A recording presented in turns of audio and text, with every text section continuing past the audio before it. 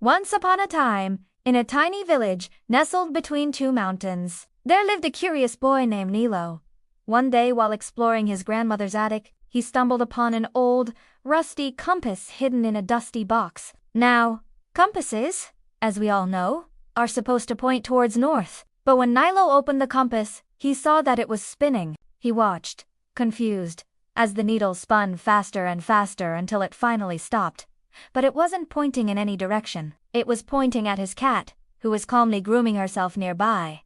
Confused, whispered a voice inside the compass. Startled, Nilo blinked. Did it just read her mood? He had never heard a compass speak before, much less one that could understand animals. But as he looked closer, he realized that this compass was no ordinary one. It seemed to have a mind of its own. Nilo decided to test it. He turned to his sister, who was playing with her dolls nearby. The needle in the compass spun again. Then it pointed towards her doll collection. Annoyed but hiding it, the compass said. Nilo gasped. It was true.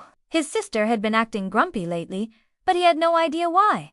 As it turned out, the compass wasn't broken. It pointed to feelings, to the emotions people and even animals were feeling. From that day on, Nilo became a little explorer, but not of forests or caves. He explored how people felt. He used the compass to understand the quiet kid at school who was actually sad because he missed his family, the lonely old woman next door who felt abandoned, and even the grumpy baker who just needed someone to listen to his problems.